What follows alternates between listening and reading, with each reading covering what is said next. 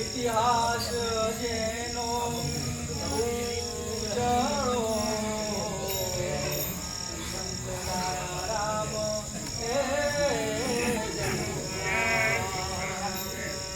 ઇતિહાસ જેનો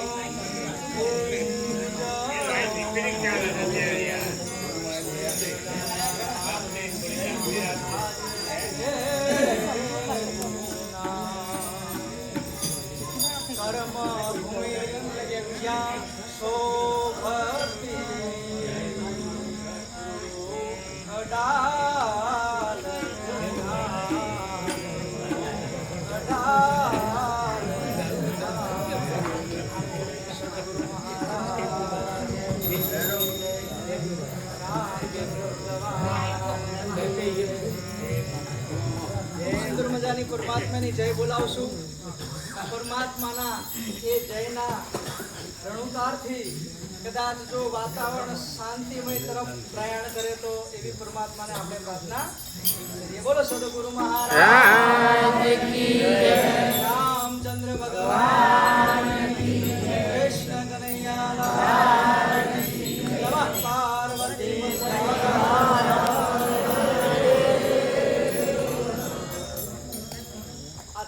જેને પાવન અને પુણ્યશાળી બનાવી છે એવા વિરલ મહાપુરુષ એવા સદગુરુ શ્રી દાયરામ મહારાજના ચરણોમાં કોટી કોટી વંદન સાથે જય ગુરુ મહારાજ.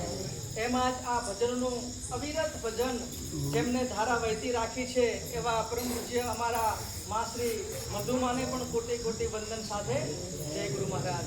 વ્યાસપીઠ ઉપર બિરાજમાન સૌ વિરાટ મહારાજના પ્રગટ સ્વરૂપને બિરાજેલ સૌ હરિભક્તોના ચરણોમાં કોટી કોટી વંદન સાથે ફરી જય ગુરુ મહારાજ.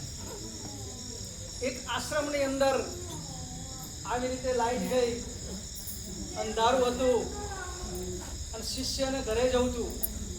એટલે ગુરુ મહારાજે કીધું કે બેટા જા, કોઈ ચિંતા નહીં, પણ હું તને એક દીવો કરી આપું. કોડિયાની અંદર વાટ લીધી, દીવો કર્યો અને પછી એ દીવો લઈને ગુરુ મહારાજ હરિભક્ત જોડે આવ્યા અને એ ભક્તને ત્યાંથી નીકળવાનું હતું. એને સામે જઈને દીવો પાછો ઠારી દીધો. એટલે પેલા હરિભક્તે વિચાર્યું ગુરુ મહારાજ કેમ તમે આવું કરો છો? મને અજવાળા માટે તમે દીવો પ્રગટાયો, પાછું મારું જવાનું પ્રયાણ થયું તારે તમારે દીવો ઓલવી નાખ્યો. આ બધું કરવાનું એની પાછળનો હેતુ શું છે?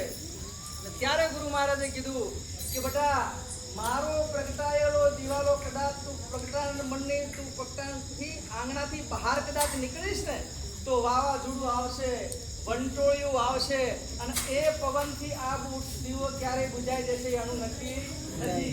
માટે હું તારી આત્મજ્યોત છે ને એને હું પ્રજ્વલિત કરું અને આત્મના અંજવાળે તારે અહીંયાથી ઘર સુધી પહોંચવાનું છે. એમ અમારા મધુબા મહારાજે હમણાં કીધું કે આજનું ભજન છે ને એ આપણે લાઈટથી નહીં પણ આત્મના અંજવાળાથી કરવાનું છે. મધુબાના ભાવના આજે આપણે ખૂબ ચિંતિત છીએ. કદાચ અહીંયા આવ્યા છીએ તો એ કાલના કામની ચિંતા હોય અને સવાર પડે તો બપોરે શું કરશું એની ચિંતા હોય, બપોરે શું કરીએ ત્યારે સાંજની ચિંતા હોય. એમ એક શેઠનું અવસાન થયું, પછી એ શેઠના અવસાન પછી મુનિમજીને બોલાવી શેઠના પુત્રએ કીધું કે મુનિમજી હવે આપણે કેટલું ધન વધ્યું છે? અને ત્યારે મુનિમજીએ કીધું કે 3 પેઢી ખાય ને ત્યાં સુધી ખૂટે એમ નથી, એટલું ધન આપણી જોડે પડ્યું છે.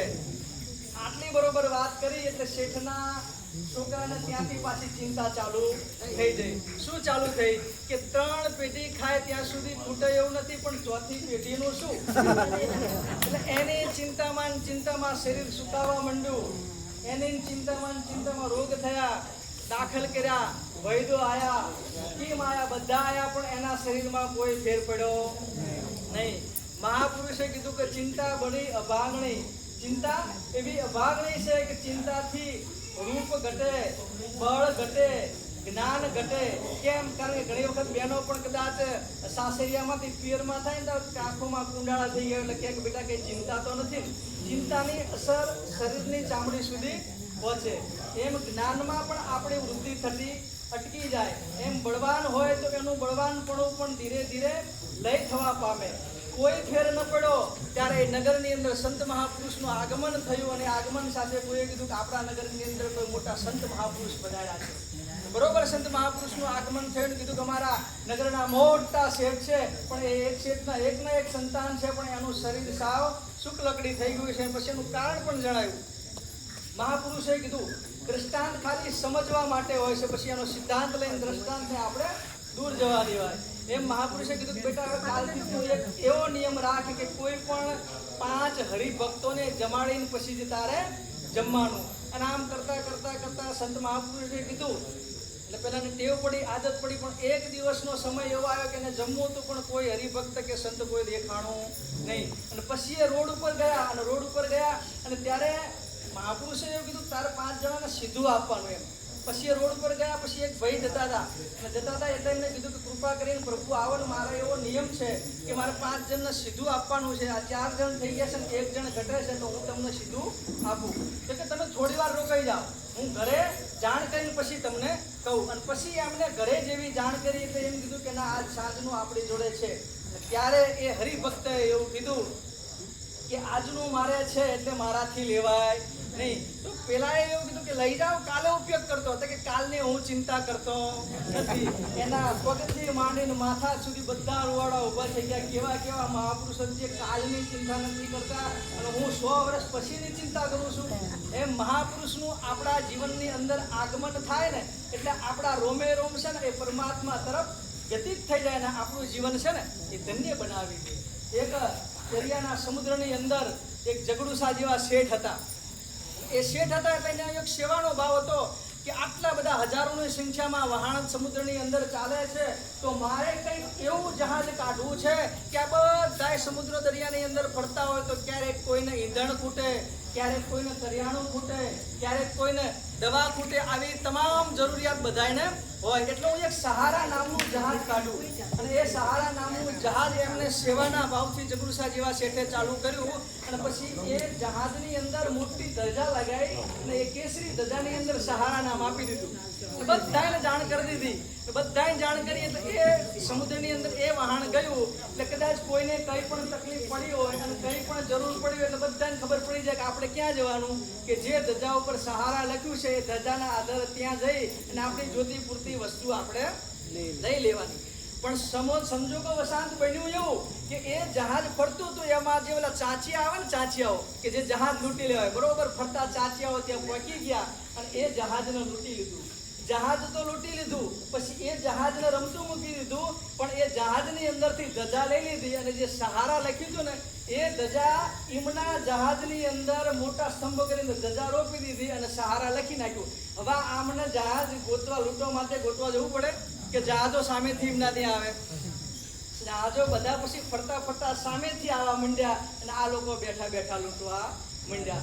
એમ અત્યારે પણ ધર્મની આ જ સ્થિતિ છે. એવા ધર્મ ધુરંધર જગ્યાઓ છે કે આપણે બધા શાંતિ માટે, જ્ઞાનની પ્રાપ્તિ માટે, આ બુદ્ધિ માટે, આ પરમપિતા પરમેશ્વરના જ્ઞાન માટે ત્યાં જઈએ છીએ પણ કંઈ મળતું નથી. પણ આવા મહાપુરુષોને આ સાનિધ્યમાં કદાચ જો આપણે જતા રહીએ ને તો આત્મજ્ઞાનની આપણને પ્રાપ્તિ થાય અને આપણું જીવન છે ને એ ધન્ય ધન્ય બની જાય. બોલો સદગુરુ મહારાજ.